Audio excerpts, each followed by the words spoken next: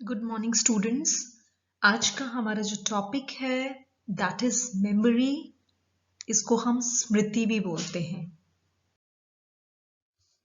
So let's start with the definition of memory. स्मृति आखिर होता क्या है? It's a person's power to remember things. हम सब लोगों की जो स्मृति है, हमारी जो मेमोरी है, वो बहुत अच्छी होती है।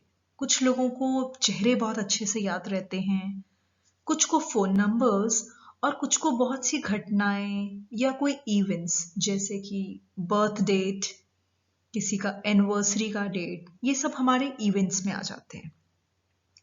सो it's basically the power to remember things, faces और इवेंट्स। और हमारे ब्रेन के कुछ स्पेशल एरियाज होते हैं जो हमें मेमोराइज करने में बहुत इंपॉर्टेंट रोल प्ले करते हैं।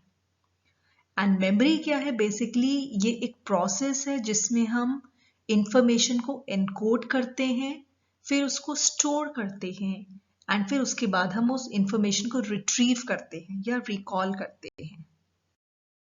इसका एक एग्जाम्पल है, हमारे माइंड में कुछ पास्ट इवेंट्स की पिक्चर्स आ जाती है जो हमारे मेमोरी में स्टोर्ड है, और जब हमें जरूरत पड़ती है हम उन्हें रिकॉल करते हैं।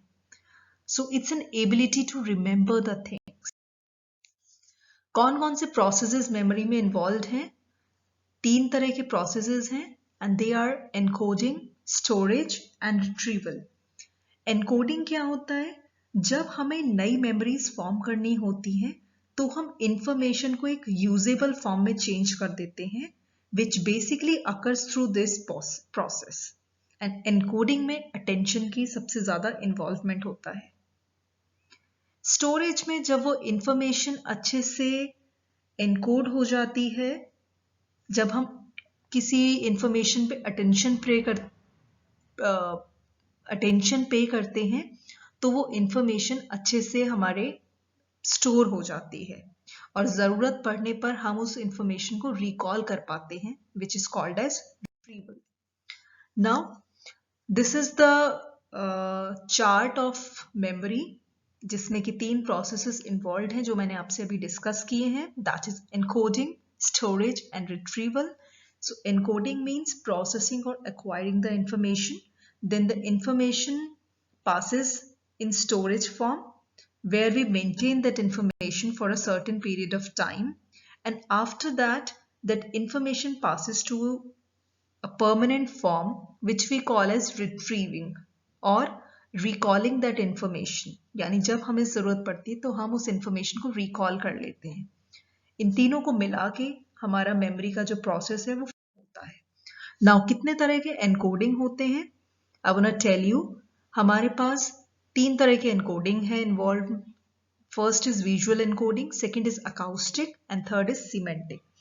विजुअल जो एक प्रोसेस है, इसमें हम इमेजेस को एनकोड करते हैं या विजुअल इंफॉर्मेशन को एनकोड करते हैं। विजुअल मीन्स जो भी पिक्चर्स वगैरह जो हम देखते हैं, दैट इज विजुअल फॉर्म। इसका एग्जाम्पल है, सपोज हमने कोई मूवी देखी, उसके जो सीन्स हैं वो हमारी मेमोरी में रिकॉर्ड हो जाते हैं, और फिर अगर किसी दूसरे इंसान को हम वो इंफॉर्मेशन बताते हैं, स्टोरी बताते हैं उस मूवी की, that is called as decoding. हम उतनी ही इंफॉर्मेशन सामने वाले को बताएंगे जितनी की हमारे मेमोरी में स्टोर हो गई है। That is called as visual encoding. Acoustic encoding means हमने कोई शब्द सुना, और जब हमें जरूरत पड़ी रिकॉल करने की, हम उस शब्द को मेमोराइज करेंगे with that same sound as we heard it. Okay, and last is semantic encoding. Semantic encoding means processing and encoding of sensory input that has a meaning. All right. So some of the examples are: studying helps people to perform better on tests, and you meet, saw and talk to many people in your daily life.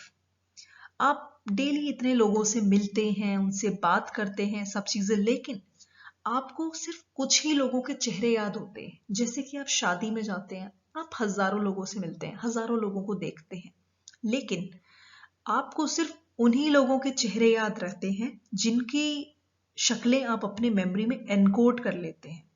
तो अगली बार जब आप मिलेंगे तो आपको वो चेहरा याद आएगा क्योंकि आपने उस बंदे का चेहरा, उस इंसान का चेहरा अपनी मेमोरी में एनकोड कर लिया है, स्टोर कर लिया।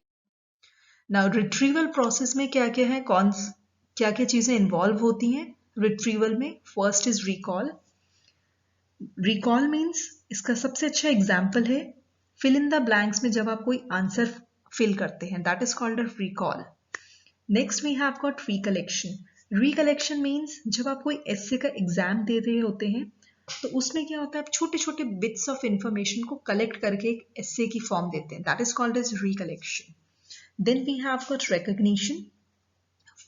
Example is multiple choice question, जहां आपको 4 ऑप्शन दिए गए हैं एंड आप चारों में से एक सुटेबल आंसर को रिकॉग्नाइज करते हो। Alright, now next we have relearning. Relearning means उसी इंफॉर्मेशन को दोबारा याद करना जो आपने पहले से याद कर रखी है, that is called as relearning. Okay, now we have got some models of memory formation, and first and foremost and the most important one is Atkinson-Shiffrin model, which was given in 1968. इसमें क्या होता है, stimuli जो है वो हमारे senses के through record होता है और हमारी सेंसरी मेमोरी में स्टोर हो जाता है। उसके बाद वो इंफॉर्मेशन जो है वो पास हो जाती है, प्रोसेस हो जाती है हमारी शॉर्ट टर्म मेमोरी में, जिसको हम रिहर्सल के थ्रू एनकोड करते हैं। एंड वो इंफॉर्मेशन एक बार एनकोड हो गई, एक बार शॉर्ट टर्म मेमोरी में एनकोड हो जाती है, then that information moves into long term memory, जहां से हम उस इंफॉर्मेशन को जरूरत पड़ने पर कभी भी रिकॉल कर सकते। नाउ सेंसरी मेमोरी क्या होता है? This is the earliest stage of memory and information stored here for a very brief period of time and the time is not longer than half second visual information के लिए and 3 to 4 seconds का time है auditory information के लिए। And we attend only certain aspects of the sensory memory, allowing some of this information to pass into the next stage of short-term memory. For example, the taste of bed milk. Another example is when you touched an ice cube, you are suddenly memorized of the first touch of it. Now, short-term memory, it is also called as active memory, and this is the information which we are currently aware of. Okay. अगर हम थोड़ा सा attention पे करते हैं sensory memory में तो वो इंफॉर्मेशन जो है पास ऑन हो जाती है शॉर्ट टर्म मेमोरी में, जैसा कि मैंने आपको अभी बताया था।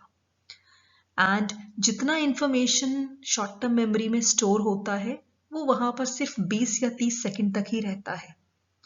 अगर 20 या 30 सेकंड से ज्यादा हो जाए तो वो जो इंफॉर्मेशन है शॉर्ट टर्म मेमोरी में वो पास ऑन हो जाती है लॉन्ग टर्म मेमोरी में, जिसको हम जरूरत पड़ने पर कभी भी रिकॉल कर पाते हैं।